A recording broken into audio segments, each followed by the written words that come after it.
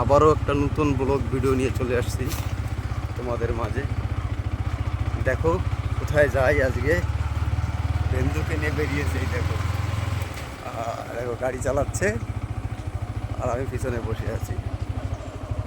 চারিদিকের ভিউটা দেখো, কি যেন জাল পেতেছে, জাল শিশির নাকি, কি মাছ? কই কই কই?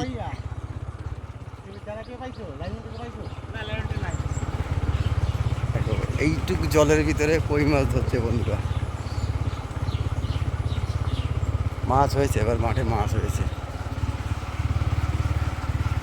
আমাদের মোড়ের রাস্তা, বাহ, আমাদের মোড়ের রাস্তা।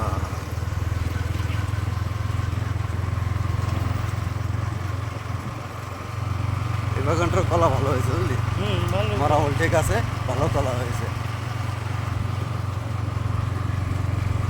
তো সামনে আমাদের শ্রী শ্রী শীতলা মায়ের মন্দির। তো বন্ধুরা আজকে 1 মাস পরে মাঠে যাচ্ছি, মাঠের ভিডিও দেখাচ্ছি, আমার সঙ্গে থাকো। আর এই দেখো, বৃষ্টি হলে মানুষের দুর্দশা কীভাবে হয়, এটা আছে আমাদের সেই মন্দির যেটা আমি বলছিলাম বাঁধানো। এই দেখো, এটা আছে সেই দুর্দশার বাগান। বাগানটা পুরো বৃষ্টিতে 1 মাজা জল বেঁধে আছে। প্রচুর মাছ হয়েছে এখানে, প্রচুর মাছ। তো বন্ধুরা সঙ্গে থাকো আর দেখতে থাকো আজকে কোথায় গিয়ে দাঁড়াই। বন্ধুরা একদম সকাল সকাল চলে আসলাম আমার সে ধানের জমি দেখতে। মাঠকে মাঠ, সবুজে ঘেরা মাঠ, খুব সুন্দর লাগছে। এই আমার তাওয়ার ডান্ডা বেরোয় গেছে নাকি? হ্যাঁ, এই দেখো আমার সেই ঝেন্দু ভাইয়ের ধান একদম নষ্ট হয়ে গেছিলো, যা খাবার কায়দায় চলে এসেছে। তো আমার জমিটার দিকে যাই, কিন্তু চল একটু ঘুরে আসি, দেখি কলা বাগান। মোটামুটি কলা বাগান আছে আর কি। জল আছে নাকি এখনো বন্ধু? এই জমিতে জল আছে। তো ধানটা ভাবছিলাম কি হয়ে যায়, যাক সুন্দর হয়েছে। কষ্টের ফসল তো, হতে তো হবে বন্ধুরা।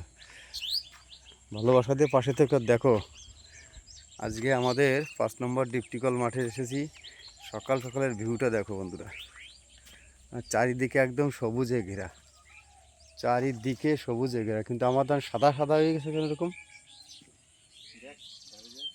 আবার সে পোকা লাগিয়েছে। চারিদিকে সবুজে ঘেরা মাঠ, এদিকে সূর্যমামা একদম উঠেছে। বাহ, দারুণ লাগছে সূর্যমামাকে, তাকানো যাচ্ছে না বন্ধুরা। এই কলা বাগানটা খুব সুন্দর হয়েছিল, প্রচুর যত্নও করেছিল, কিন্তু জল বেঁধে যাওয়ার পরে যত্ন ছেড়ে দিয়েছে। দেখো কাঁদিগুলো ছোট ছোট পড়েছে, ছোট্ট ছোট কান্দি পড়েছে।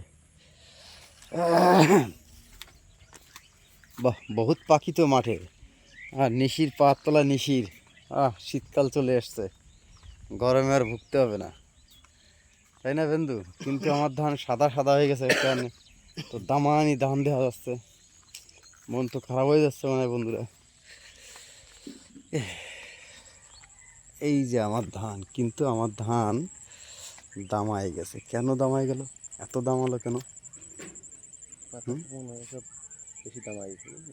এত দামালো কেন? সাদা হয় না কিছু না, নিশিরের জলে, নিশির জলে সাদা দেখা যাচ্ছিল বন্ধুরা। দেখো মনে হচ্ছিল ধান নষ্ট হয়ে গেছে, কিন্তু না, নষ্ট না,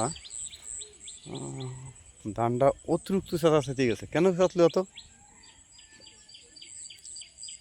না সার দিলাম,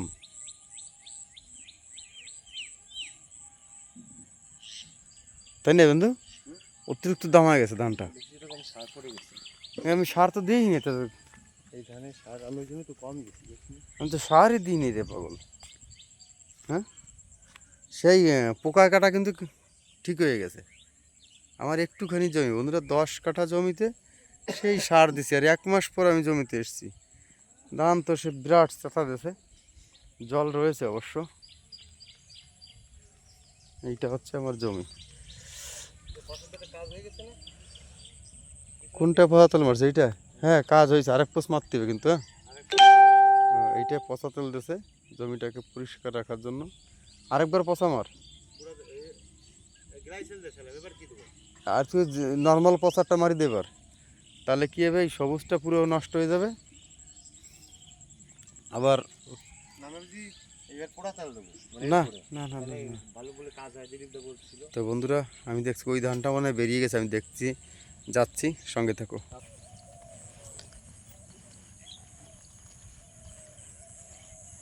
বন্ধুরা ভেবেছিলাম সবার আগে ধান লাগাবো, তো আগের মুরব্বীর একটা কথা বলতো, আগে গেলি বাগে খায়, পরে গেলি সোনা পায়। তো সবার আগে আমি ধানটা লাগিয়েছিলাম, যে আমি আগে আগে আমার ধান হবে। আগে হয়েছিল মাঠের সেরা ধান, একদম 1 নম্বরের ধান ছিল, কিন্তু সেই ধানটা নষ্ট হয়ে গেছে। এবার জানি না শুধু আমার নয়, প্রত্যেকের ধানই নষ্ট হয়ে গেছে। নষ্ট বলতে সেই কি বলে ওকে, মাজরা, মাজরা একটা পোকা আছে ধানের গোড়া কেটে দেয়, ওই পোকায় প্রতীক ধান যত আছে মাঠকে মাঠ, এইসব প্রতীক, এই যে মাঠকে মাঠ যত প্রতীক আছে, প্রতীক ধানগুলো কেটে দিয়েছে। তো সবার পরে লাগিয়েছে আমার তাওই মশাই, মিনিকেট বেরিয়ে গেছে, দেখো মিনিকেট ধানটা সুন্দর হয়েছে একদম। ওই খাদের থেকে এনার এই 1 বিঘে জমিতে মিনিকেট ধান দারুণ হয়েছে। তো খুব ভালো, ভালো হোক। এনারও মাজরায় লেগেছিল, কম লেগেছিল, তো ধানটা খুব সুন্দর হয়েছে। আর কি বলবো, সেই একই কথা আবার বলছি, সকালবেলায় এত সুন্দর ভিউ মাঠে আসে আমি জানতাম না, না আসলে আমি বুঝতে পারতাম না। তো আমি এসেছি বলে আমি বুঝতে পারলাম যে দেখো অ্যাকচুয়ালি গ্রামগঞ্জের যে ভিউটা, সৌন্দর্য সবুজে ঘেরা, সেটা বাড়ি বসে বোঝা যাবে না। আর শহরে মানুষ তো এইগুলো পায়ই না, যতদূর চোখ যায় ততদূর কিন্তু দেখো সবুজে সবুজে ঘেরা, হ্যাঁ সোনালি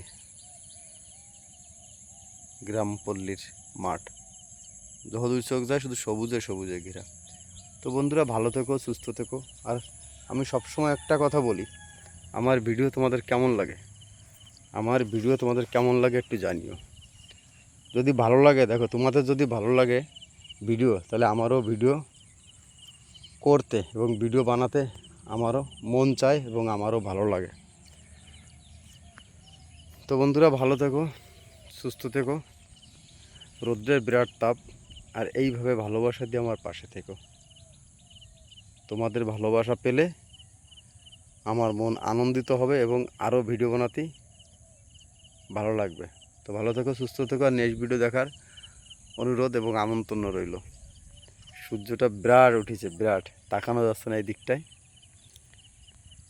সকালবেলার ভিউটা দেখালাম। ভালো থেকো বন্ধুরা।